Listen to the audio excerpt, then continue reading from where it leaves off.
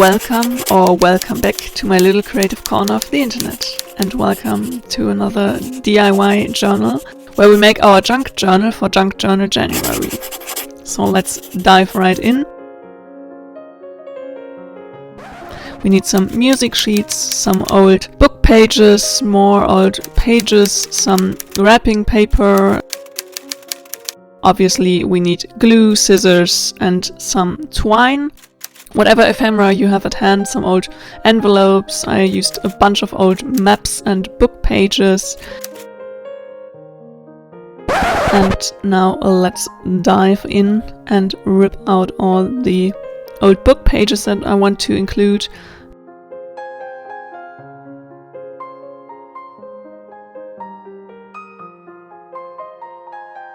And now take some scissors to the old Amazon package to rip it apart and make it a flat sheet of craft paper.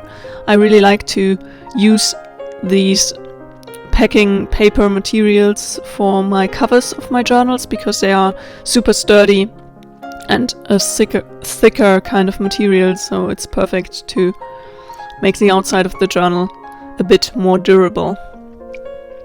And here I'm measuring out the size I want for my junk journal for this Junk Journal January, and then I'm starting to lay out all the different pages, and kind of here it's a bigger card that I fold over to make both sides of the journal page, and I realized the part where I have folded the card got a bit flimsy, so I did reinforce it with some washi tape to make it more sturdy, because it would be sad to sew the journal there in the middle later on and then the paper is ripping already. So here I'm just trying to figure out the different stacks of paper that I want to include into my junk journal for this Junk Journal January. Are you also excited for Junk Journal January? Let me know in the comments down below. Are you taking part in this year's challenge, or what's your point? I really can't wait to dive into the new daily prompts for this January.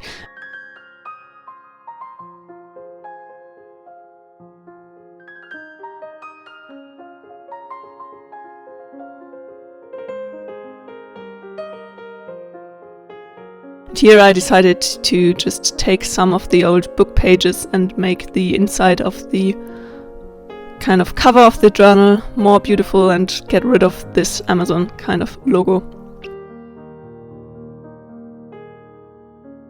What's your plans for 2025? Are you taking part in the Junk Journal January challenge by Mac Journals, and are you as excited as I am?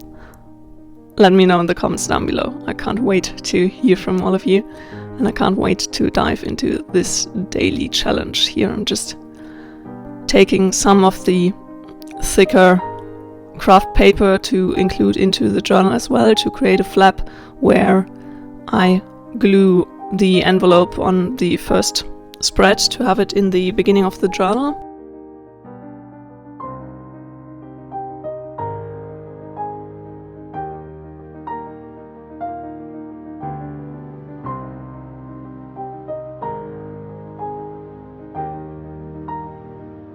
Kind of adding some bits and bobs here and there into the journal already with some scrap paper.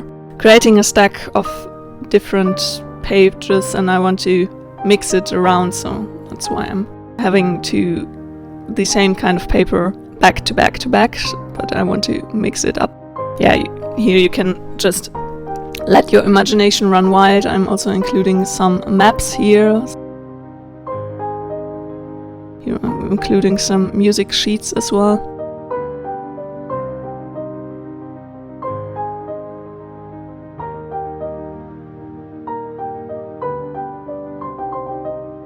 And I really thought it would be fun to include this little pop of color as well.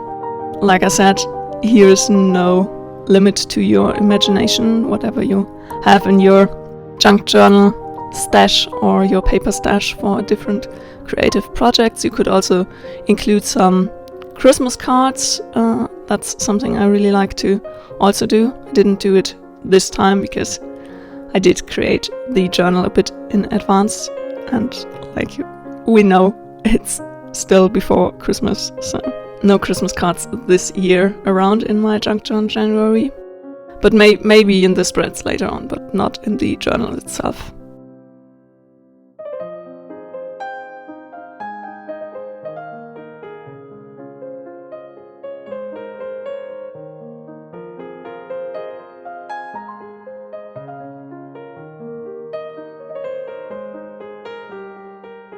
So here I'm include some more of the more sturdy craft paper. I just like to have different types of paper in my journal and different sturdiness of paper as well.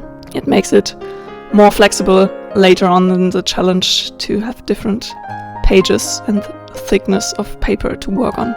I'm really excited for the Junk Journal January challenge and can't wait to create some more videos for all of you guys, and I'm really excited to see how it goes. I think it's a perfect way to start into a hopefully very creative year.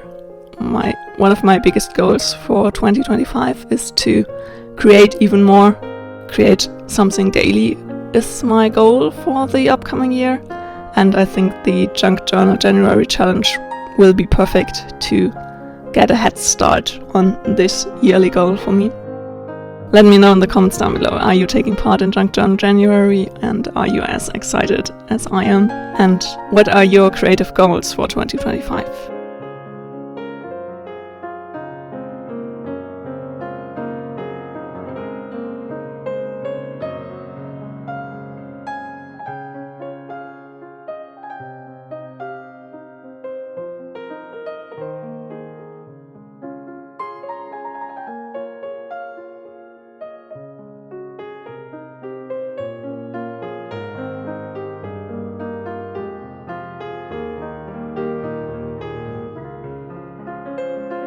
Here I'm just collaging a bit to just add a little book page to the card. And also I will later on do a bit of decorations on the front cover, even though I know the first day's prompt is to decorate the cover of your journal. So I'm not going all out for the cover decorations, but I do a little bit.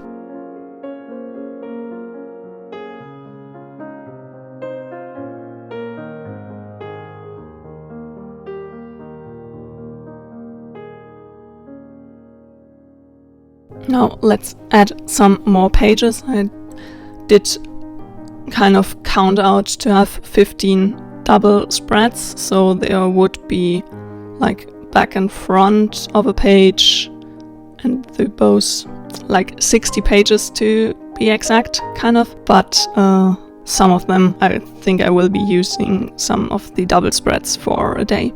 We will see. But I thought having 15 kind of loose pages for the journal in the end would be perfect.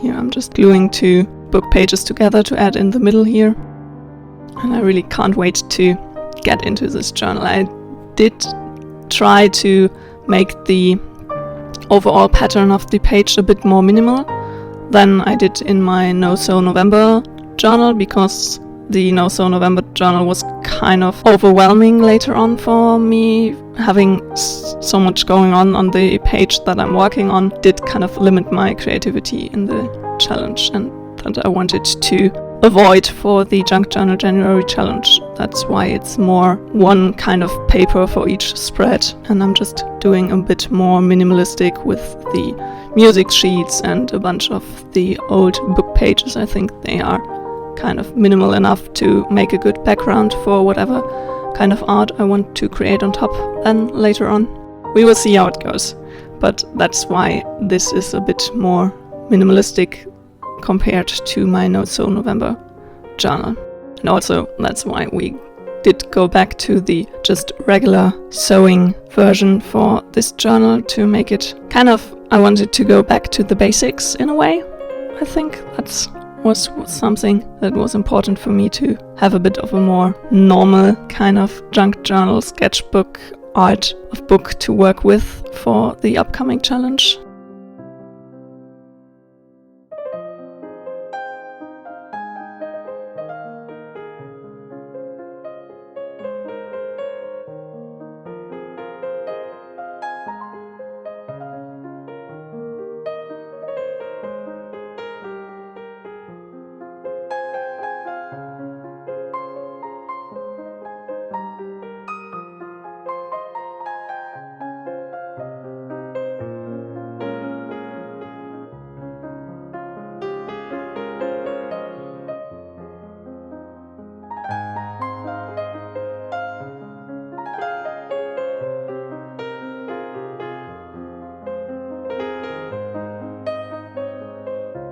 Here I'm flipping through one of the magazines and wanted to include one of those pages as well. That's a bit more busy, but I thought one of those in the complete journal couldn't hurt as much, and I did decide to use the black and white page here to not make it too cluttered. I hope it makes sense. What do you prefer? A super jam-packed journal page already before you start working in it, or do you prefer a more minimalistic junk journal base, kind of? I feel like in the end our junk journals will never be super minimalistic, or maybe somebody is doing super minimalistic junk journals out there. Would love to see that. I'm not the type for minimalistic so far, but I thought the base for this year's junk journal challenge could be a bit more minimalistic. If it makes sense, I hope it makes sense.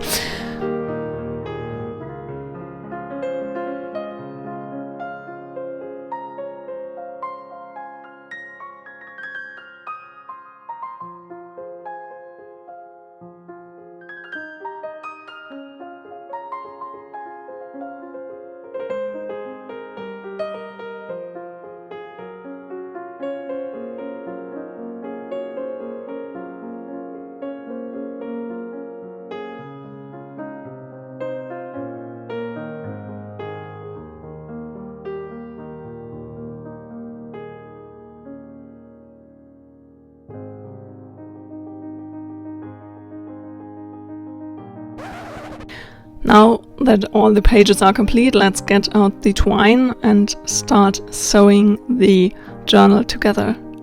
Here I'm cutting the twine to size. I did double the twine to sew the journal to make it more sturdy, and then I'm just going on top of the page and pull the needle through and go back in, and then I loop the needle back through the first punch that I did to have it like a completed loop, so that the thread can't pull through the journal at the start. I hope it makes sense in a way. Now I'm just sewing back and forth. It's a bit hard with all the thick paper, and I did tie it in the middle to have those little dangly parts there. I'm going to decorate them with some pearls later on. I just wanted to go a bit more all out.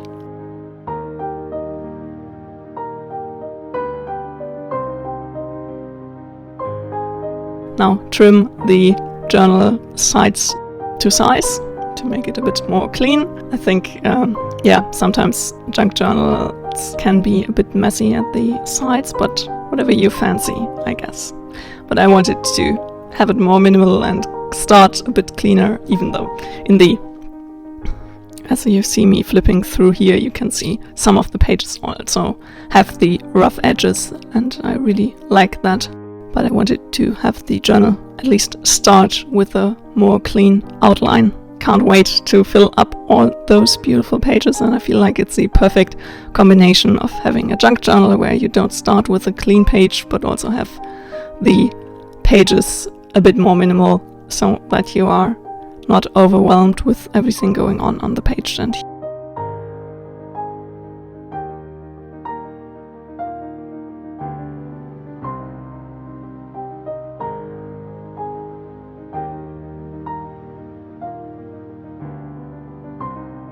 here I'm just, like I said, adding a little few bits and bobs onto the cover. I know I will complete the cover decorations on the first day of our Junk Journal January challenge, so stay tuned for that. If you want to join me on this creative adventure, hit the subscribe button down below so that you don't miss any of my Junk Journal January videos coming very, very soon.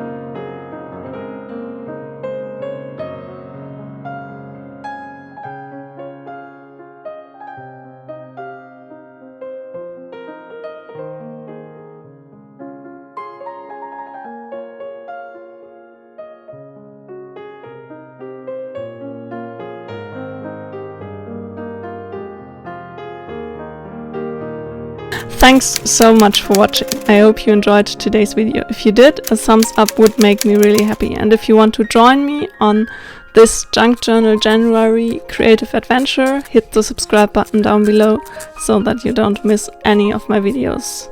See you very, very soon. Until then, happy creating.